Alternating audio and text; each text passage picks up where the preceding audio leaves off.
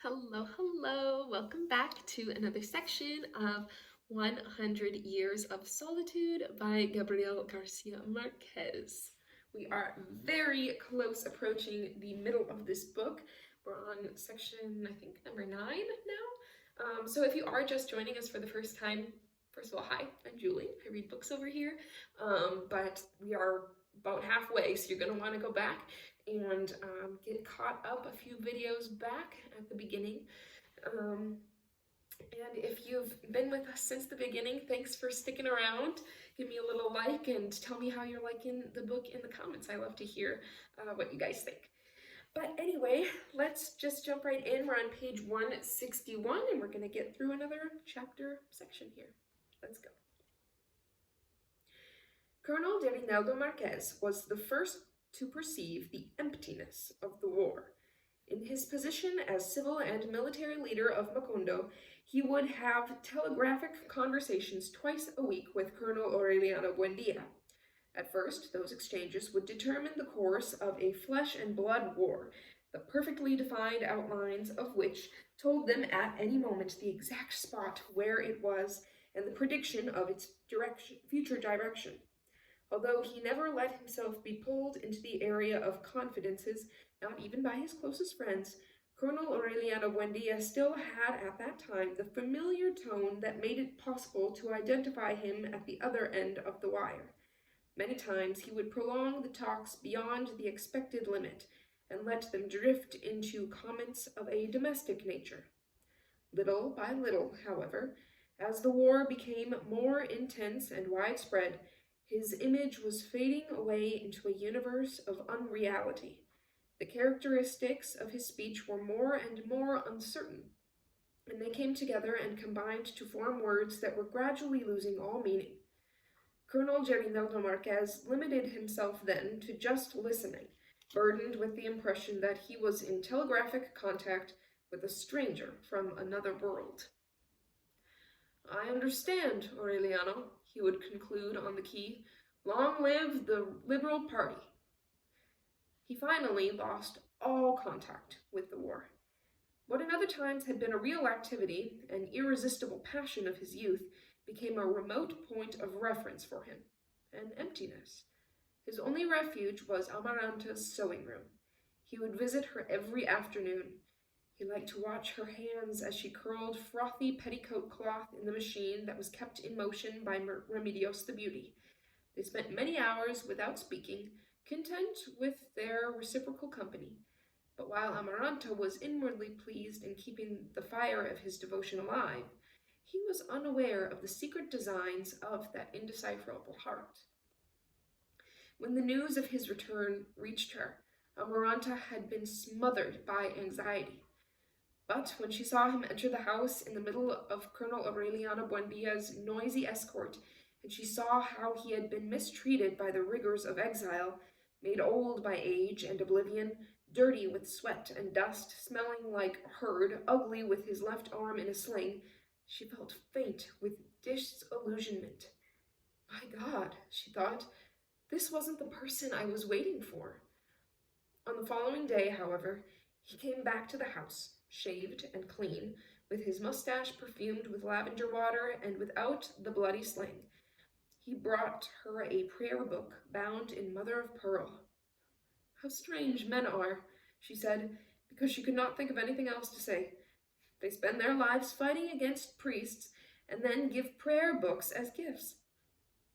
From that time on, even during the most critical days of the war, he visited her every afternoon. Many times, when Remedios the Beauty was not present, it was he who turned the wheel on the sewing machine. Amaranta felt upset by the perseverance, the loyalty, the submissiveness of that man who was invested with so much authority and who nevertheless took off his sidearms in the living room so that he could go into the sewing room without weapons. But for 4 years, he kept repeating his love, and she would always find a way to reject him without hurting him, for even though she had not succeeded in loving him, she could no longer live without him. Remedios the Beauty, who seemed indifferent to everything and who was thought to be mentally retarded, was not insensitive to so much devotion, and she intervened in Colonel Gerinaldo Marquez's favor. Amaranta suddenly discovered that the girl she had raised, who was just entering adolescence, was already the most beautiful creature that had ever been seen in Macondo. She felt reborn in her heart the rancor that she had felt in other days for Rebecca, and begging God not to impel her into the extreme state of wishing her dead, she banished her from the sewing room. It was around that time that Colonel Gerinaldo Marquez began to feel the boredom of the war. He summoned his reserves of persuasion, his broad and repressed tenderness, ready to give up for Amaranta a glory that had cost him the sacrifice of his best years. But he could not succeed in convincing her. One August afternoon, overcome by the unbearable weight of her own obstinacy, Amaranta locked herself in her bedroom to weep over her solitude unto death after giving her final answer to her tenacious suitor. "Let's forget about each other forever," she told him. "We're too old for this sort of thing now." Colonel Gerinaldo Marquez had a telegraphic call from Colonel Aureliano Buendia that afternoon. It was a routine conversation, which was not going to bring about any break in the stagnant war. At the end, Colonel Gerinaldo Marquez looked at the desolate streets, the crystal water on the almond trees, and he found himself lost in solitude. "Aureliano," he said sadly on the key, "it's raining in Macondo." There was a long silence on the line. Suddenly, the apparatus jumped with the pitiless letters from Colonel Aureliano Buendia. "Don't be a jackass, Gerinaldo," the signal said. "It's natural for it to be raining in August."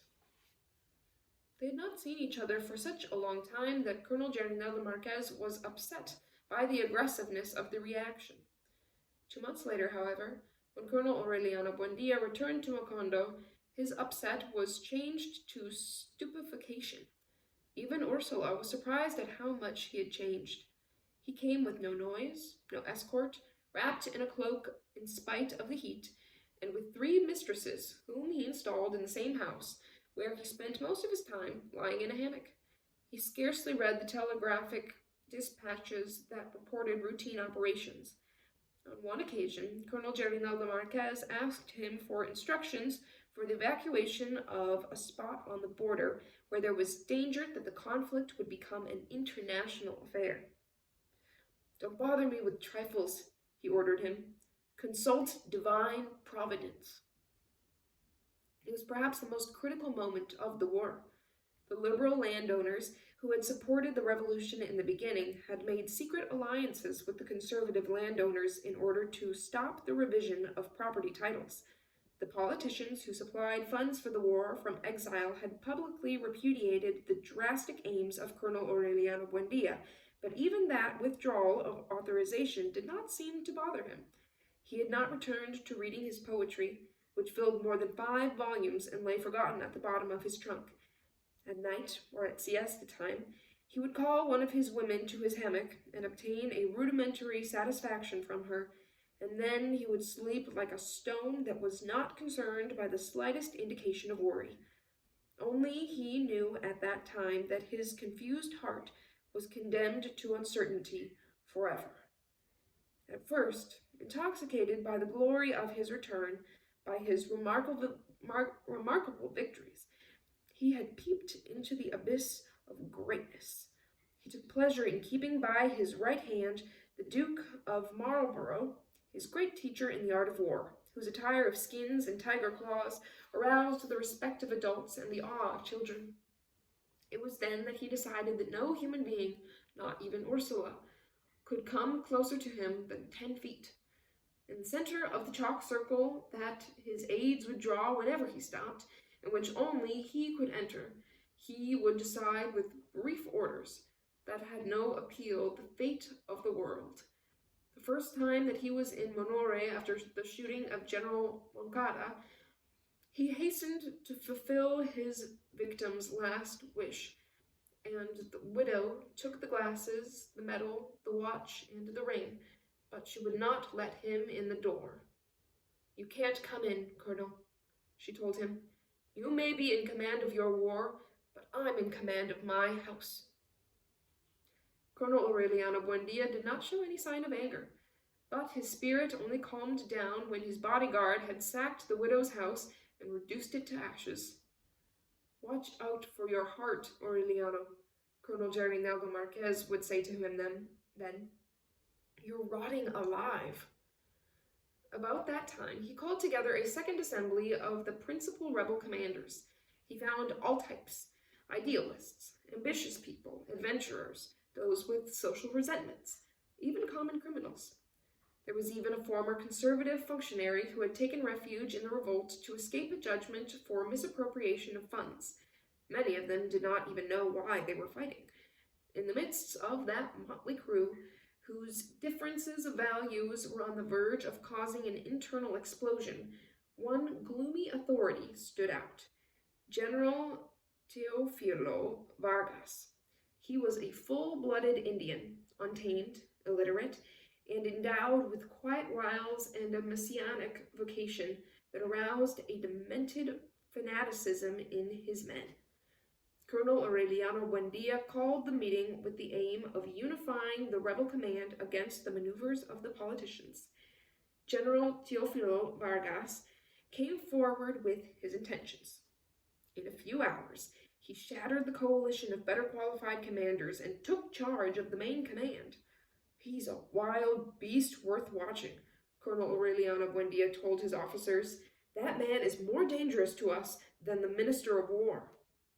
Then, a very young captain, who had always been outstanding for his timidity, raised a cautious index finger. "It's quite simple, Colonel," he proposed. "He has to be killed." Colonel Aureliano Buendia was not alarmed by the coldness of the proposition, but by the way in which, by a fraction of a second, it had anticipated his own thoughts. "Don't expect me to give an order like that," he said. He did not give it, as a matter of fact, but 2 weeks later, General Teofilo Vargas was cut to bits by machetes in an ambush, and Colonel Aureliano Buendia assumed the main command. The same night that his authority was recognized by all the rebel commands, he woke up in a fright, calling for a blanket. An inner coldness which shattered his bones and tortured him even in the heat of the sun would not let him sleep for several months, until it became a habit.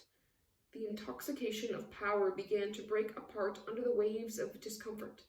Searching for a cure against the chill, he had the young officer who had proposed the murder of General Teofilo Vargas shot.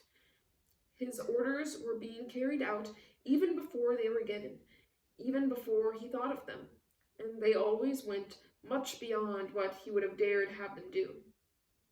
Lost in the solitude of his immense power, he began to lose direction.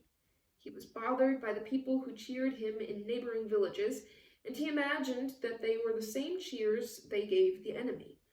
Everywhere he met adolescents who looked at him with his own eyes, who spoke to him with his own voice, who greeted him with the same mistrust with which he greeted them, and who said they were his sons. He felt scattered about, multiplied, and more solitary than ever. He was convinced that his own officers were lying to him. He fought with the Duke of Marlborough. "The best friend a person has," he would say at that time, "is one who has just died." He was weary of the uncertainty of the vicious circle of that eternal war that always found him in the same place, but always older, wearier, even more in the position of not knowing why or how or even when.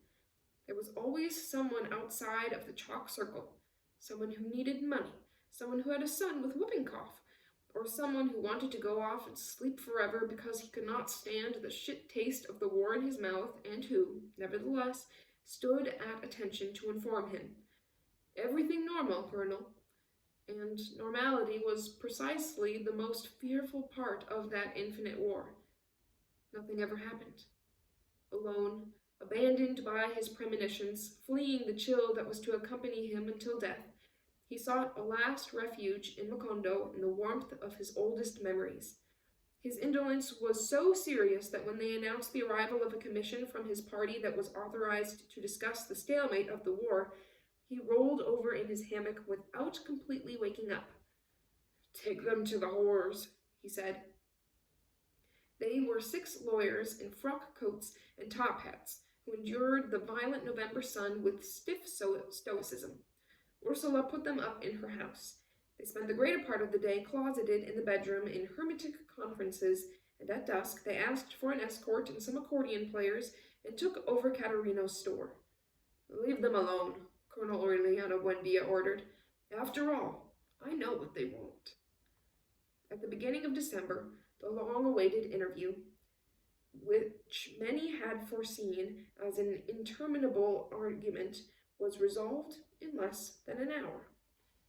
In the hot parlor, beside the spectre of the pianola shrouded in a white sheet, Colonel Aureliano Buendia did not sit down that time inside the chalk circle that his aides had drawn.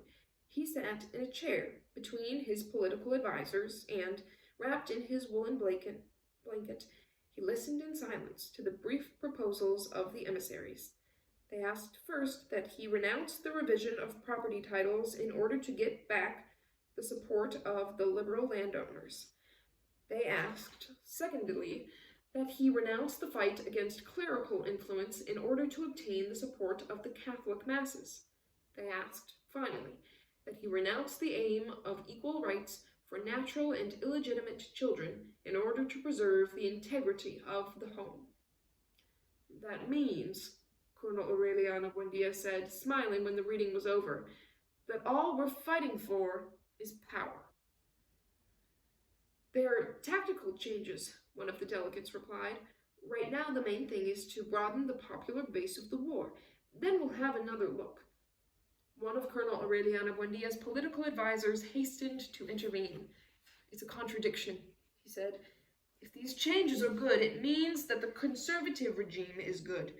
If we succeed in broadening the popular base of the war with them, as you people say, it means that the regime has a broad popular base. It means, in short, that for almost 20 years we've been fighting against the sentiments of the nation." He was going to go on, but Colonel Aureliano Buendia stopped him with a signal. "Don't waste your time, Doctor," he said. "The important thing is that from now on we'll be fighting only for power." Still smiling, he took the documents the delegates gave him and made ready to sign them. "Since that's the way it is," he concluded, "we have no objection to accepting." His men looked at one another in consternation. "Excuse me, Colonel," Colonel Gerineldo Marquez said softly, "but this is a betrayal." Colonel Aureliano Buendia held the inked pen in the air and discharged the whole weight of his authority on him. "Surrender your weapons," he ordered. Colonel Gerineldo Marquez stood up and put his sidearms on the table. "Report to the barracks," Colonel Aureliano Buendia ordered him. "Put yourself at the disposition of the Revolutionary Court." Then he signed the declaration and gave the sheets of paper to the emissaries, saying to them, "Here are your papers, gentlemen. I hope you can get some advantage out of them." 2 days later, Colonel Gerineldo Marquez, accused of high treason, was condemned to death. Lying in his hammock, Colonel Aureliano Buendia was insensible to the pleas for clemency.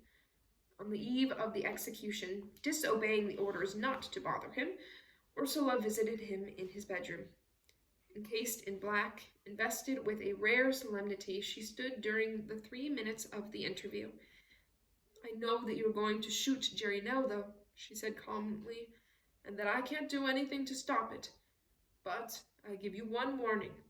As soon as I see his body, I swear to you by the bones of my father and mother, and by the memory of Jose Arcadio Buendia, I swear to you before God that I will drag you out from wherever you're hiding and kill you with my own 2 hands." Before leaving the room, without waiting for any reply, she concluded, "It's the same as if you'd been born with the tail of a pig." During that interminable night, when Colonel Gerineldo Marquez thought about his dead afternoons in Amaranta's sewing room, Colonel Aureliano Buendia scratched for many hours, trying to break the hard shell of his solitude. His only happy moments, since that remote afternoon when his father had taken him to see ice, had taken place in his silver workshop, where he passed the time putting little gold fishes together.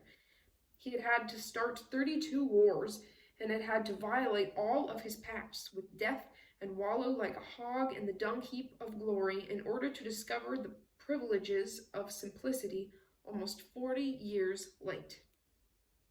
At dawn, worn out by the tormented vigil, he appeared in the cell an hour before execution. "The farce is over, old friend," he said to Colonel Gerinaldo Marquez. "Let's get out of here before the mosquitoes in here execute you." Colonel Gerinaldo Marquez could not repress the disdain that was inspired in him by that attitude. "No, Aureliano," he replied. "I'd rather be dead than see you changed into a bloody tyrant." "You won't see me," Colonel Aureliano Buendia said. "Put on your shoes and help me get this shitty war over with." When he said it, he did not know that it was easier to start a war than to end one. It took him almost a year of fierce and bloody effort to force the government to propose conditions of peace favorable to the rebels, and another year to convince his own partisans of the convenience of accepting them. He went to inconceivable extremes of cruelty to put down the rebellion of his own officers who resisted and called for victory, and he finally relied on enemy forces to make them submit. He was never a greater soldier than at that time. The certainty that he was finally fighting for his own liberation and not for abstract ideals, for slogans that politicians could twist left and right according to the circumstances, filled him with an ardent enthusiasm. Colonel Gerinaldo Marquez, who fought for defeat with as much conviction and loyalty as he had previously fought for victory, reproached him for his useless temerity. "Don't worry," he would say, smiling. "Dying is much more difficult than one imagines." In his case, it was true. The certainty that his day was assigned gave him a mysterious immunity, an immortality for a fixed period that made him invulnerable to the risks of war, and in the end permitted him to win a defeat that was much more difficult, much more bloody and costly than victory. In almost 20 years of war, Colonel Aureliano Buendia had been at his house many times, but the state of urgency with which he always arrived, the military retinue that accompanied him everywhere, the aura of legend that glowed about his presence, and of which even Ursula was aware, changed him into a stranger in the end. The last time that he was in Macondo and took a house for his 3 concubines, he was seen in his own house only on 2 or 3 occasions when he had the time to accept an invitation to dine. Remedios the Beauty and the twins, born during the middle of the war, scarcely knew him. Amaranta could not reconcile her image of the brother who had spent his adolescence making little gold fishes with that of the mythical warrior who had placed a distance of 10 feet between himself and the rest of humanity. But when the approach of the armistice became known, and they thought that he would return changed back into a human being, delivered at last for the hearts of his own people, the family feelings, dormant for such a long time, were reborn stronger than ever. "We'll finally have a man in the house again," Ursula said. Amaranta was the first to suspect that they had lost him forever. 1 week before the armistice, when he entered the house without an escort, preceded by 2 barefoot orderlies who deposited on the porch the saddle from the mule and the trunk of poetry, all that was left of his former imperial baggage, she saw him pass by the sewing room, and she called to him. Colonel Aureliano Buendia had trouble recognizing her. "It's Amaranta," she said good-humoredly, happy at his return, and she showed him the hand with the black bandage. "Look." Colonel Aureliano Buendia smiled at her the same way as when he had first seen her with the bandage on that remote morning when he had come back to Macondo condemned to death. "How awful," he said, "the way time passes." The regular army had to protect the house. He arrived amid insults, spat upon, accused of having accelerated the war in order to sell it for a better price. He was trembling with fever and cold, and his armpits were studded with sores again.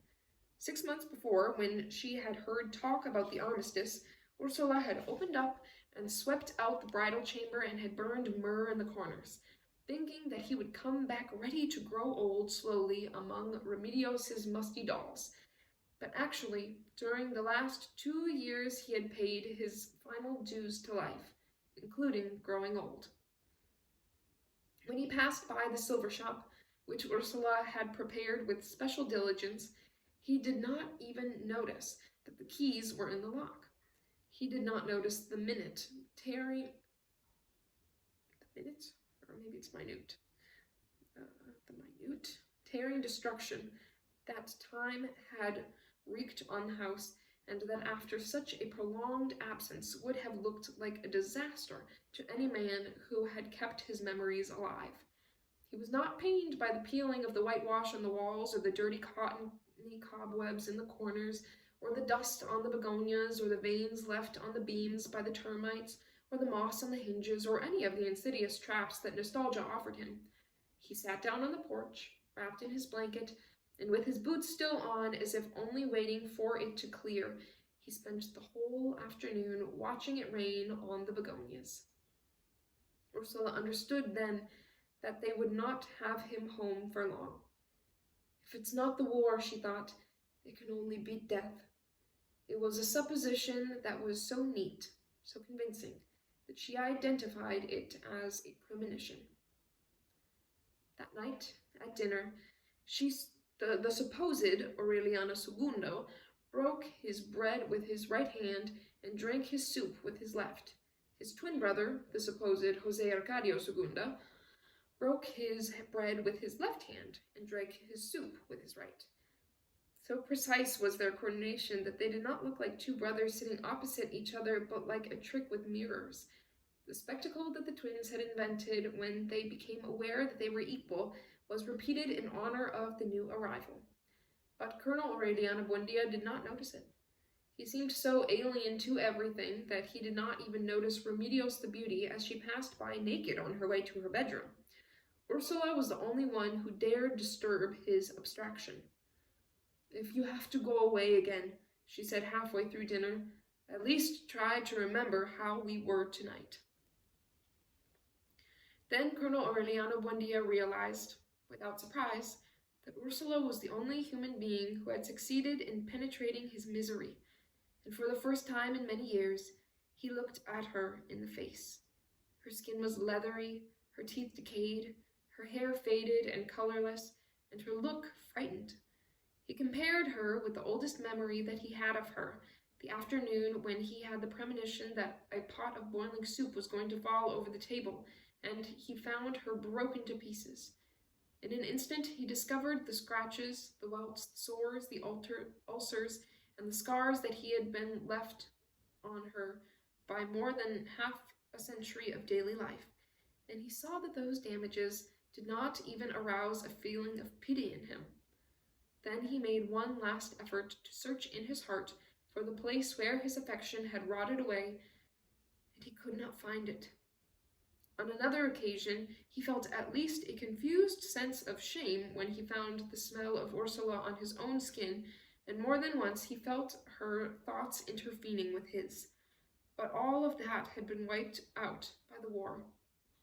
Even Remedios, his wife, at that moment was a hazy image of someone who might have been his daughter. The countless women who he had known on the desert of love and who had spread his seed all along the coast had left no trace in his feelings. Most of them had come into his room in the dark and had left before dawn, and on the following day they were nothing but a touch of fatigue in his bodily memory. The only affection that had prevailed against time and the war was that which he had felt for his brother, Jose Arcadio, when they were both children, and it was not based on love, but on complicity. "I'm sorry." He excused himself from Ursula's request.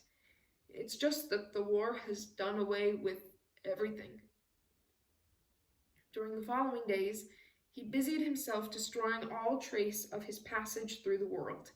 He stripped the silver shop until all that were left were impersonal objects. He gave his clothes away to the orderlies, and he buried his weapons in the courtyard with the same feeling of penance with which his father had buried the spear that had killed Prudencio Aguiar. He kept only one pistol with one bullet in it. Ursula did not intervene. The only time she dissuaded him was when he was about to destroy the daguerreotype of Remedios that was kept in the parlor, lighted by an eternal lamp. "That picture stopped belonging to you a long time ago," she told him. "It's a family relic." On the eve of the armistice, when no single object that would let him be remembered was left in the house, he took the trunk of poetry to the bakery when Santa Sofia de la Piedad was making ready to light the oven. "Light it with us," he told her, handing her the first roll of yellow... light it with this. He told her, handing her the first roll of yellowish papers. "It will burn better because they're very old things." Santa Sofia de la Piedad, the silent one, the condescending one, the one who never contradicted anyone, not even her own children, had the impression that it was a forbidden act. "They're important papers," she said. "Nothing of the sort," the colonel said. "They're things that a person writes to himself." "In that case," she said, "you burn them, Colonel." He not only did that, but he broke up the trunk with a hatchet and threw the pieces into the fire. Hours before, Pilar Ternera had come to visit him. After so many years of not seeing her, Colonel Aureliano Buendia was startled at how old and fat she had become, and how much she had lost the splendor of her laugh, but he was also startled at the depths she had reached in her reading of the cards. "Watch out for your mouth," she had told him during the height of his glory. It had not been a surprisingly anticipated vision of his fate.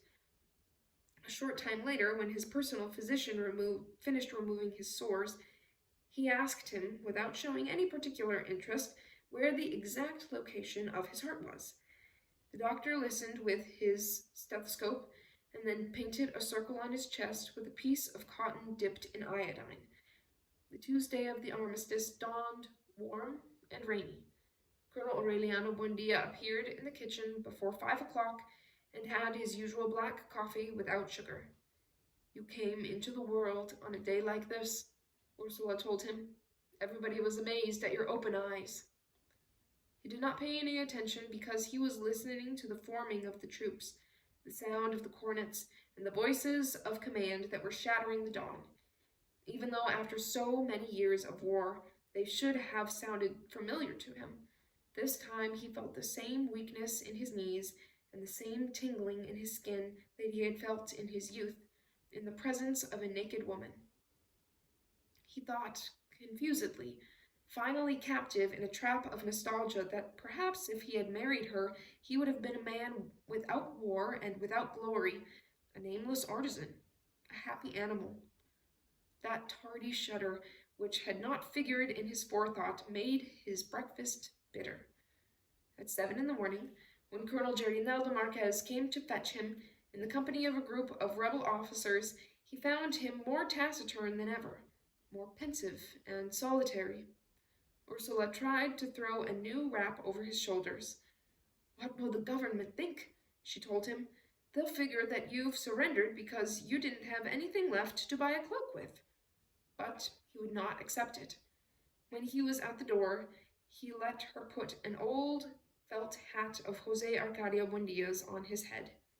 "Aureliano," Ursula said to him then, "promise me that if you find that it's a bad hour for you there, that you'll think of your mother." He gave her a distant smile, raising his hand with all his fingers extended, and without saying a word, he left the house and faced the shouts, insults, and blasphemies that would follow him until he left the town.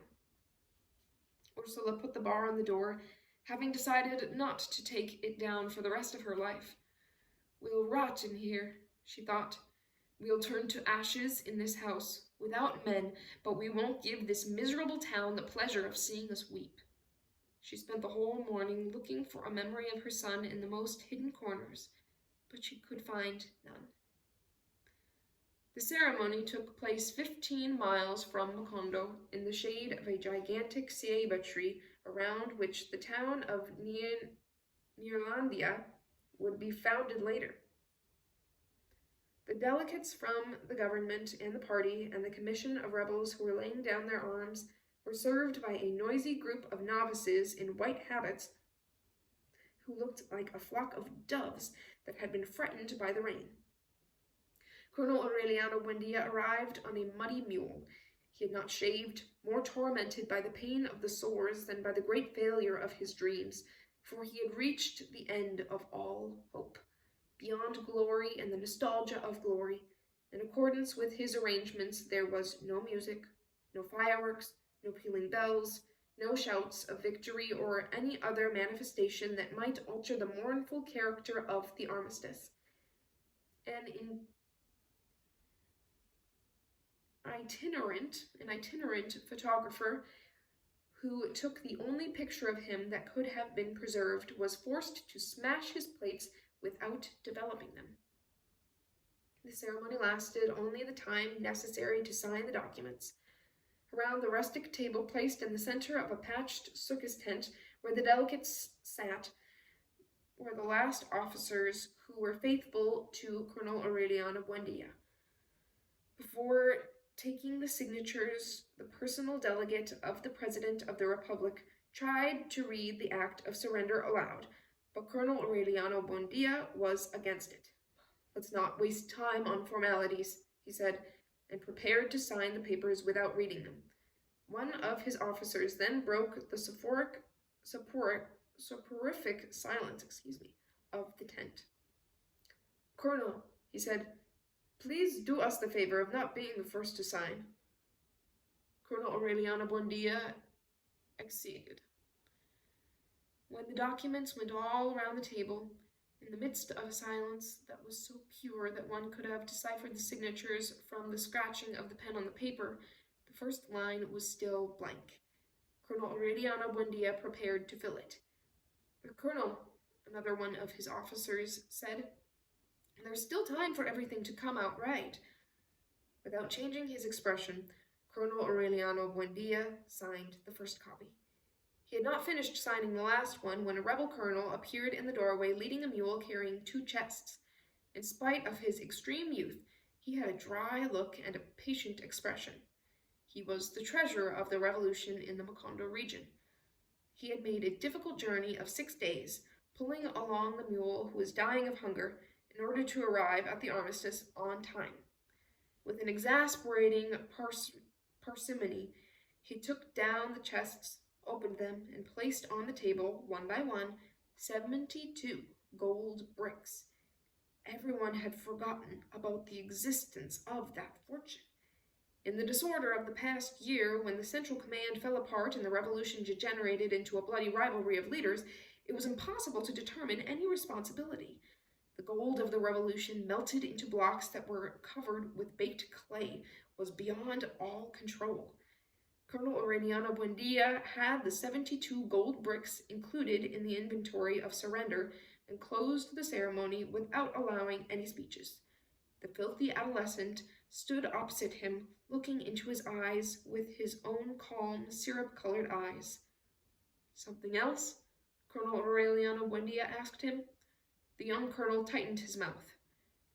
"The receipt," he said. Colonel Aureliano Buendia wrote it out in his own hand. Then he made a glass of lemonade and a piece of biscuit that the novices were passing around, and retired to a field tent which had been prepared for him in case he wished to rest. There he took off his shirt, sat on the edge of the cot, and at 3:15 in the afternoon took his pistol and shot himself in the iodine circle that his personal physician had painted on his chest. At that moment in Macondo, Ursula took the cover off the pot of milk on the stove, wondering why it was taking so long to boil, and found it full of worms. "They've killed Aureliano," she exclaimed. She looked toward the courtyard, obeying a habit of her solitude, and then she saw José Arcadio Buendia, soaking wet and sad in the rain and much older than when he had died. "They shot him in the back," Ursula said more precisely, "and no one was charitable enough to close his eyes." At dusk, Through her tears, she saw the swift and luminous disks that crossed the sky like an exhalation, and she thought it was a signal of death. She was still under the chestnut tree, sobbing at her husband's knees, when they brought in Colonel Aureliano Buendia, wrapped in a blanket that was stiff with dry blood and with his eyes open in rage. He was out of danger. The bullet had followed in such a neat path that the doctor was able to put a cord soaked in iodine in through the chest and withdraw it from the back. "That was my masterpiece," he said with satisfaction.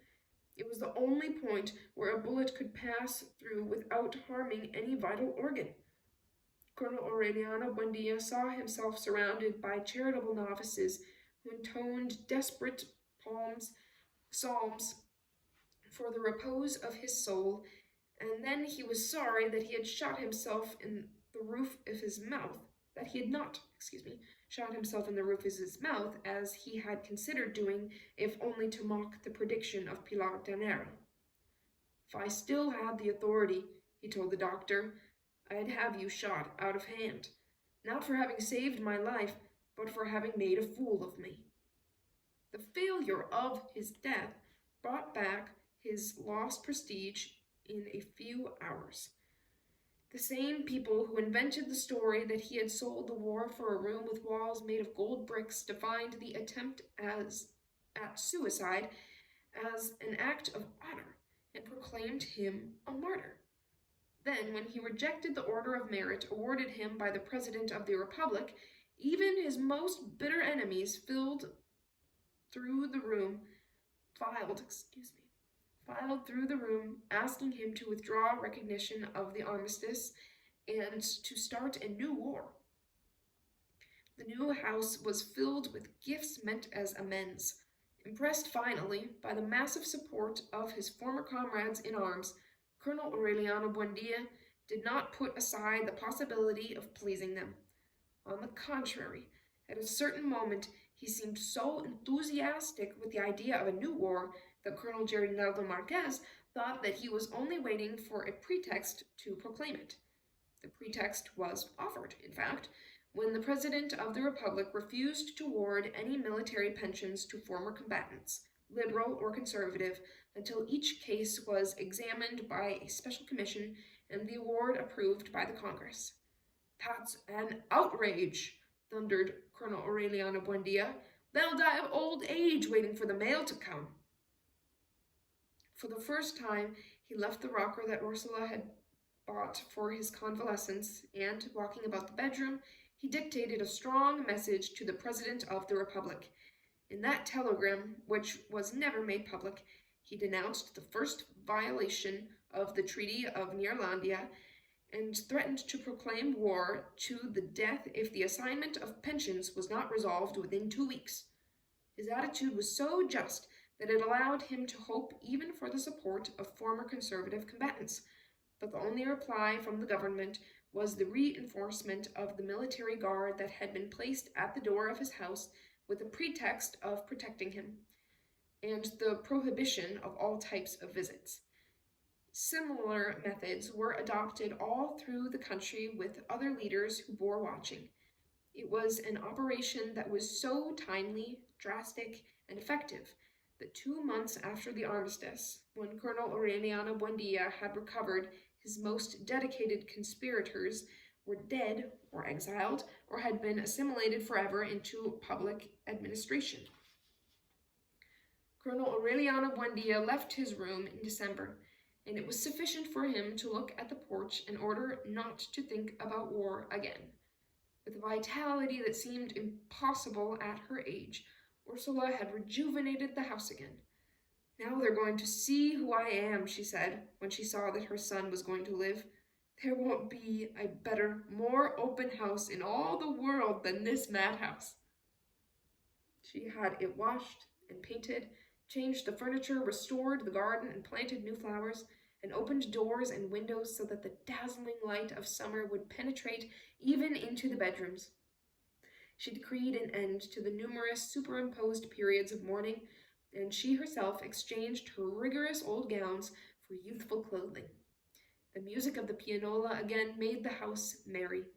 When she heard it, Amaranta thought of Pietro Crespi, his evening gardenia, his smell of lavender, and in the depths of her withered heart, a clean rancor flourished, purified by time. One afternoon, when she was trying to put the parlor in order, Ursula asked for the help of the soldiers who were guarding the house. The young commander of the guard gave them permission. Little by little, Ursula began assigning them new chores. She invited them to eat, gave them clothing and shoes, and taught them how to read and write.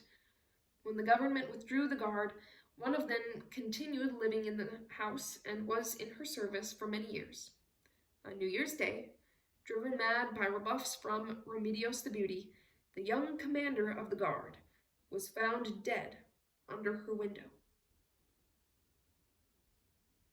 And that is the end of the section. Kind of jarred by the end of that. What?